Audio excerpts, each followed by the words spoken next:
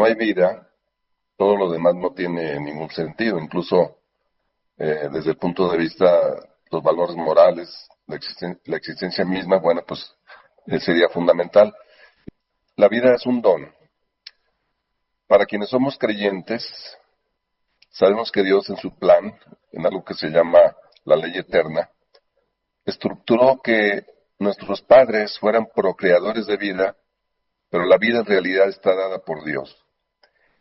Y esto es fruto de su gracia, porque Dios nos da particularmente 5 cosas a los seres humanos, quienes creemos en Él. Nos da su gracia, nos da su amor, nos da su misericordia, nos da su protección y nos da su providencia. Entonces el don de la vida es una gracia de Dios. Me gusta definir de 2 maneras la palabra gracia. Gracia, en primer lugar, es compartir la vida divina. Es decir, Dios nos da esa gracia, compartir la vida, es decir, la existencia, pero no solamente existir, sino el vivir. Y también me gusta esta definición que dice que la gracia en realidad es una consecuencia del amor de Dios.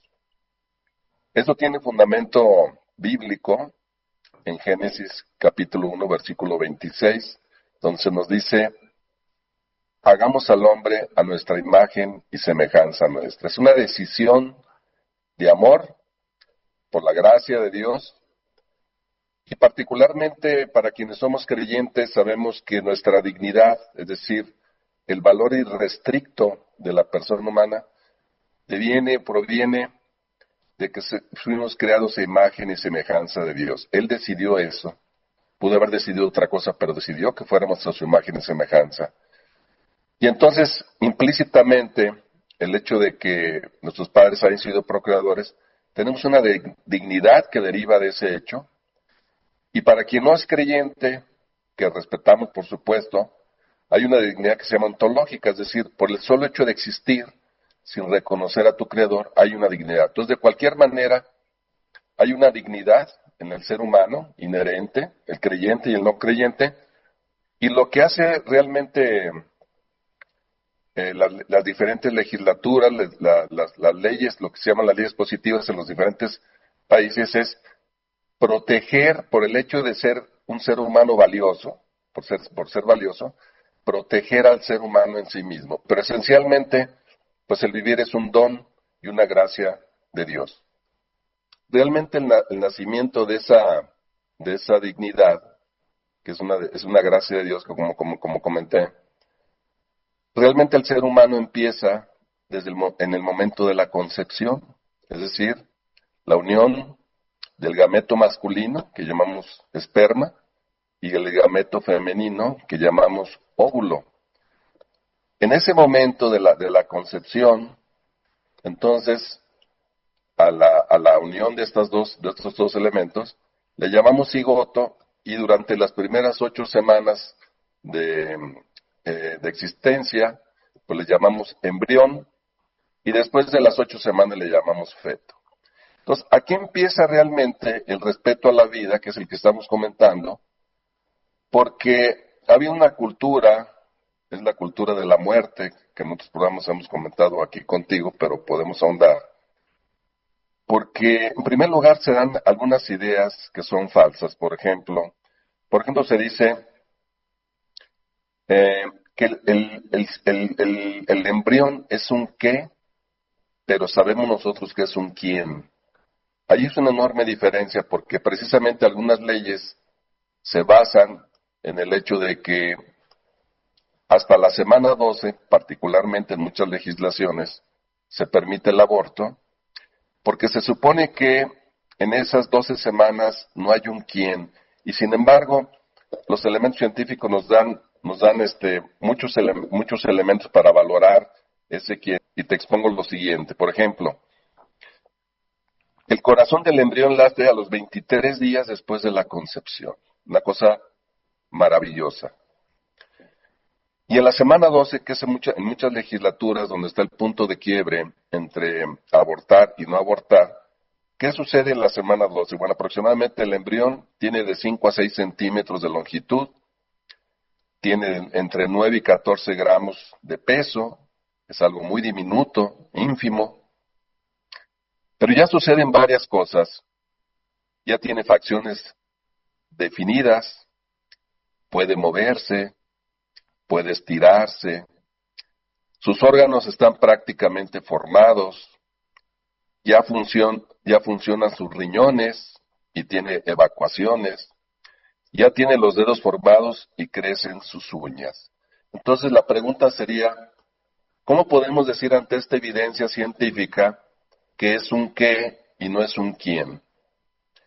Porque el punto de quiebre es que lo que se ha tomado en algunas legislaturas es que se menciona a veces la palabra y se dice, es que no es una persona todavía formalmente constituida.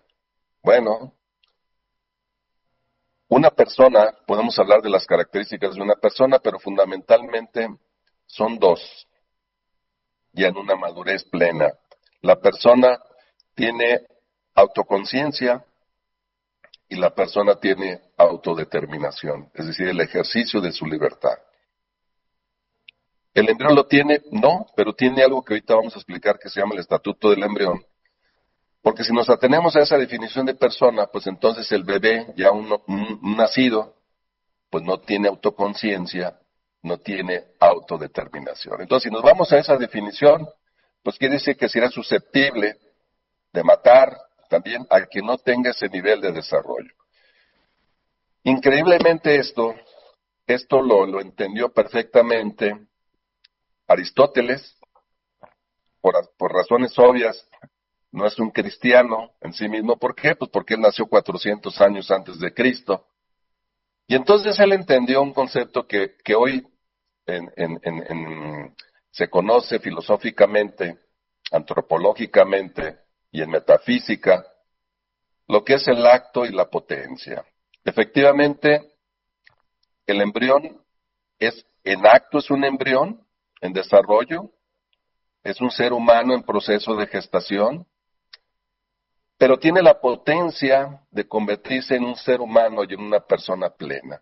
Eso sucede en realidad desde el momento de la concepción y sucede en toda nuestra vida, porque incluso, por ejemplo, cuando somos pequeños, en acto somos niños, pero en potencia podemos ser adultos. Este ejemplo lo ponía Aristóteles y comparaba la semilla con un árbol. ¿Una semilla no es un árbol? No, pero la semilla en acto es una semilla, pero en potencia puede llegar a ser un árbol. Bueno, esto ha estado en mucha divergencia, en mucho conflicto, porque llegamos a un problema, incluso yo diría, metafísico-filosófico. ¿Cómo es que a la semana 12, algo que se dice que no tiene la protección de la dignidad, porque es un qué, a la semana 12 mágicamente cambia su esencia a un quién?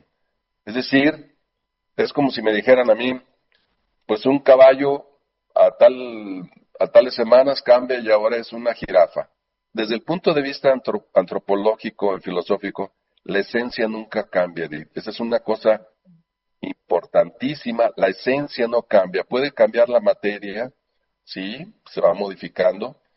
Pero entonces el ser humano, en proceso de desarrollo que le llamamos el embrión, tiene tres características importantísimas que creo que en el dominio público no se conocen. Mira, por ejemplo, lo primero que tiene este embrión, desde el momento de la concepción, es una individualidad genética. Es decir, es un ser humano en proceso de desarrollo único e irrepetible. Y es irrepetible porque incluso en la familia, cuando tienes un hermano, pues hay un principio de procreación de los padres, pero son personas genéticamente diferentes. Y esto es único e irrepetible. Dos, tiene una continuidad en su desarrollo. Es decir, el desarrollo, el proceso, en la gestación desde el embrión hasta su nacimiento y posterior hasta su crecimiento como ser humano, etcétera, hay una continuidad en su desarrollo. No hay una discrepancia o una discontinuidad en su desarrollo. Y tercero, hay autonomía en el proceso de formación. El ser humano en realidad no interviene en que se vaya desarrollando, salvo que el embrión necesita particularmente dos cosas. Necesita un espacio donde desarrollarse, que llamamos por eso a la maternidad. Biológicamente en el útero se desarrolla el embrión. Y la segunda parte es que necesita nutrientes. Es decir, su individualidad permanece, su continuidad también, su autonomía, pero necesita un espacio que todos los seres humanos que ya existimos y que Dios nos ha dado la gracia de vivir, tuvimos esa oportunidad, ese espacio extraordinario, que biológicamente, como te digo, le llamamos útero, pero que el ser humano necesita nada más, por supuesto, los nutrientes necesarios. Aquí hay una gran confusión porque las tendencias ideológicas en pro del aborto dicen lo siguiente: es que es mi cuerpo. Oigo con mucha repetición en términos generales, puede ser aquí en México, en Estados Unidos o en otros países, a las mujeres que dicen, es que es mi cuerpo. Pero entonces allí hay un problema ya, fíjate. Porque ya dijimos que cada embrión tiene una individualidad genética. Es decir, el embrión no es parte del cuerpo de la mujer. Depende de su desarrollo en el espacio, en los nutrientes, para su desarrollo y su gestación como ser humano. Pero entonces aquí hay una confusión de dos verbos. Una cosa es ser mi cuerpo y otra es depender en esos dos aspectos, porque en lo demás el embrión tiene una continuidad y una autonomía. Y entonces nos vamos a una confusión de verbos que son trascendentes entre ser mi cuerpo a depender o a necesitar del soporte vital para mi desarrollo. Pero son dos cosas totalmente diferentes, porque incluso biológicamente, si se hace una prueba genética, pues se va a ver que la genética de la mamá es diferente a la genética del embrión. El estatuto del embrión es la individualidad genética, que cada embrión lo tiene, la continuidad en su desarrollo y la autonomía en el proceso de formación. Eso lo tiene cada embrión único e irrepetible. Lo único que necesita es un espacio para desarrollarse en ese proceso de gestación y los nutrientes necesarios. Pero afirmar que es mi cuerpo es una mentira. Que está en mi cuerpo depende en esa parte de nutrientes y de espacio, eso sí es correcto.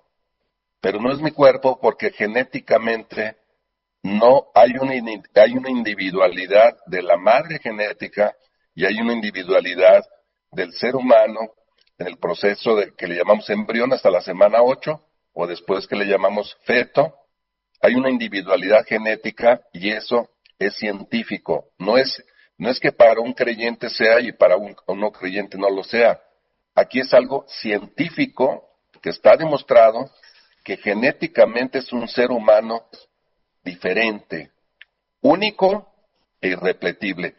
Que esa es consecuencia de la gracia de Dios también porque Dios en su inmensa omnipotencia pudo haber dicho, pues quiero hacer seres humanos repetibles. No, nos hizo individuales, únicos e irrepetibles. Es una maravilla. Y entonces, no hay que confundir el término es de ser es mi cuerpo, al término depender de un espacio y un nutriente. Son dos cosas radicalmente opuestas, pero no podemos hablar que es el mismo cuerpo porque hay una individualidad genética diferente entre la madre y el embrión. Pues mira, fíjate que yo te comento que creo que todo eso está influido en una cultura de la muerte. Si quieres, al final del programa creo que podemos terminar dónde nace esto, en mi opinión. Porque vemos personas, sociedades, que están trabajando en favor de la muerte. Y eso es una realidad. En muy diversas expresiones.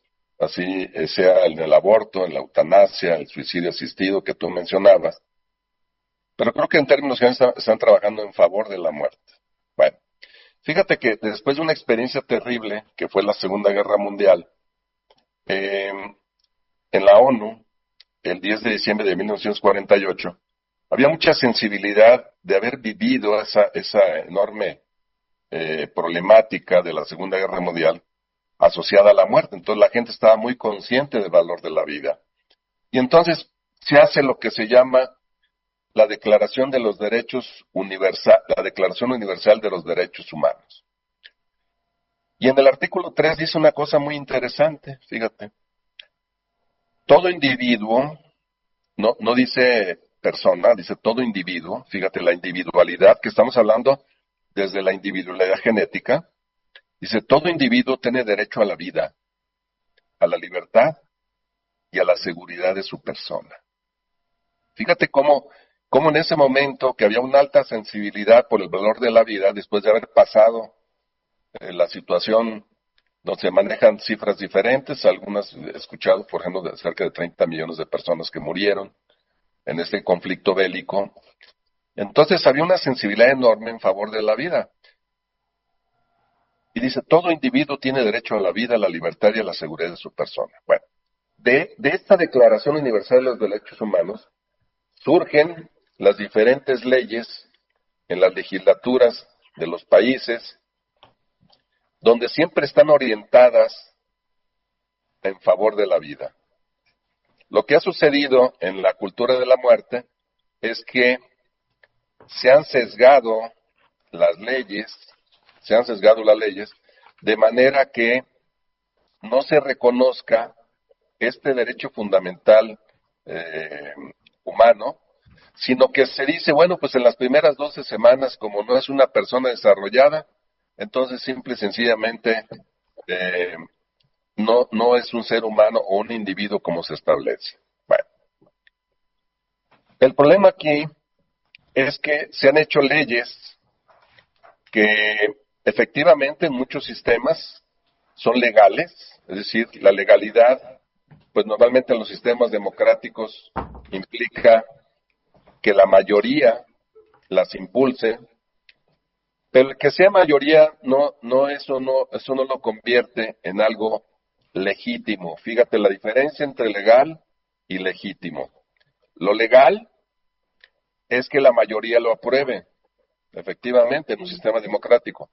Lo legítimo es que esté aprobado al bien común y a la razón. Porque las leyes antiaborto están orientadas en apariencia al bien común de todos, excepto de uno. Entonces, es ese cambio, esa distorsión legal incluso, por esa razón se dice, bueno, pues de hasta las 12 semanas si es permisible, para darle un cauce legal, pero no un cauce legítimo, porque la legitimidad tendría que ver con que la ley esté orientada al bien común, que esté fundada en la razón, cosa que también no. Si yo hago una ley orientada a todos menos a uno, ya no es una ley fundada en la razón.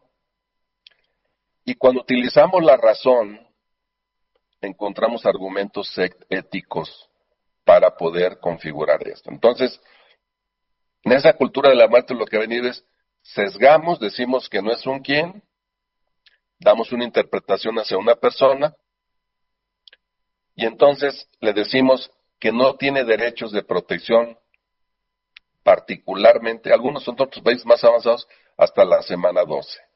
Es decir, forzamos una ley que puede ser legal, pero que no puede ser legítima. Porque si digamos, por ejemplo, hubiera una ley que dijera, pues las personas mayores de 60 o 70 años se les tiene que dar muerte, pudiera ser una ley legal, pero no una ley legítima, porque no está operando la razón, y la razón nos lleva a la ética, que es una moral razonada. Fíjate que precisamente esta cultura de la muerte lo que ha hecho es poner algunos eufemismos, es decir, palabras que suenen bien, pero que en realidad son mentiras. Por ejemplo, se habla mucho de la interrupción legal del embarazo, así. No, pues es que la interrupción legal y la interrupción legal. Bueno, primero vamos a analizar la palabra interrupción. Cuando un proceso se interrumpe, siempre tiene la posibilidad de continuar. Es decir, por ejemplo, el tráfico en una calle. A ver, se interrumpió el tráfico en una calle. ¿Eso quiere decir que jamás se va a poder circular en una calle? Pues no, momentáneamente se interrumpe, pero se restablece. El tráfico en una carretera, etcétera. Aquí lo que dicen es que interrumpo legalmente el proceso de desarrollo. Si fuera la palabra interrumpir, quiere decir que el embrión tendría la posibilidad de volver a continuar con su proceso de desarrollo.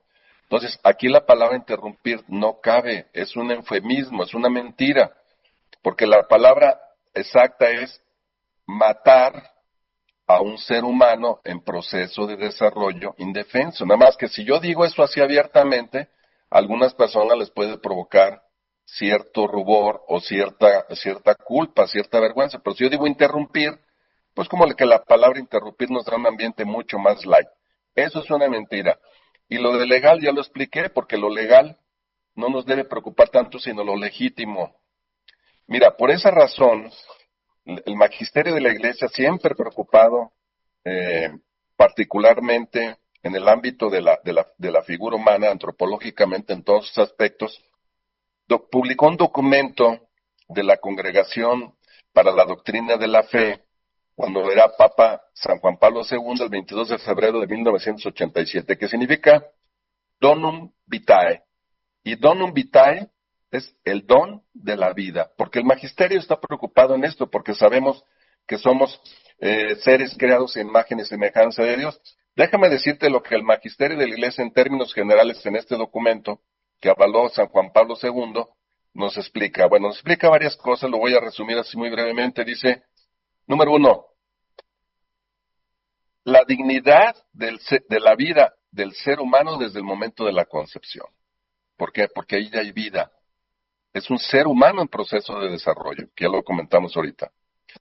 Nos dice también este documento, la procreación de los padres es un don de Dios, es una gracia de Dios, ya también lo dije. ¿Por qué vivimos? Bueno, es una procreación de nuestros padres, pero es una gracia y un don de Dios. 3, dice, debe haber límites éticos a la ciencia. No todo lo técnicamente posible es moralmente aceptable. Aquí es el punto fundamental. Técnicamente es posible hacer un aborto, como dicen, seguro. Pues sí, pero eso no significa que sea moralmente aceptable. Cuidado, porque nos podemos ir con ideas falsas. 4, cada ser humano es único e irrepetible. Ya lo mencioné, incluso desde, esto es científico porque hay una individualidad genética que ya mencionamos y que es base de todo lo que estamos diciendo. Y una última que insiste mucho este documento, dice, el ser humano es un fin en sí mismo, no un medio. Y en la cultura de la muerte, en el medio, particularmente, se dice, pues es que yo quiero seguir trabajando y sería para mí un problema X, etcétera. Digo, hay muchos tipos o circunstancias dentro de un aborto, pero fíjate, por ejemplo, dice, el hombre es un fin en sí mismo, no un medio. Es decir, yo debo matar a alguien por mi comodidad, por mi bienestar, porque no quiero ejercer la maternidad, porque fui forzada, etcétera. Entonces, cuando consideramos al ser humano que está en proceso de gestación como un medio y no un fin en sí mismo, la cultura del personalismo desde el punto de la bioética siempre pone a la persona en el centro de las decisiones. ¿Por qué? Porque es la persona que tiene la dignidad inherente, ya sea reconocida como hijo de Dios o ontológicamente por el solo hecho de existir implica un valor. De hecho, la palabra dignidad viene de dignus, en el latín, valor. Entonces, la persona tiene un valor intrínseco que debe ser respetado y no considerarse como un medio para otra cosa y no un fin en sí mismo. esta cultura de la muerte se ha vuelto normal. Mm. Bueno, yo recomiendo un libro, lo voy a mencionar aquí, que se llama La patología de la normalidad, de Eric Fromm. Mira, en este libro, así en una forma muy, muy sucinta, ojalá otro día tengamos oportunidad de adentrarnos en este tema. Eric Fromm decía, la cultura de la muerte deriva de una sociedad enferma mentalmente. Fíjate lo que te estoy diciendo, Edith. Enferma mentalmente. Y él hablaba de la salud emocional, que por supuesto tiene repercusión en la salud mental. Él es sociólogo, ya falleció, es un personaje extraordinario. Y decía, para que una persona tenga salud mental se necesitan básicamente dos elementos muy claves: amar y razonar. Las personas, cuando están adentradas en la cultura de la muerte, no están amando y no están razonando. Eso es lo que está sucediendo. ¿Por qué no aman? Porque no estamos enseñando los padres a nuestros hijos a amar y amarse. Ese es el gran problema. Porque el ser humano tiene dos capacidades que también le dio Dios por su gracia. Una capacidad de amar y una capacidad de decidir. Pero la capacidad de amar depende de amarte a ti mismo. Y el amor a sí mismo tiene mala fama. Vea a Mateo 22:36. Amarás a tu prójimo como a ti mismo.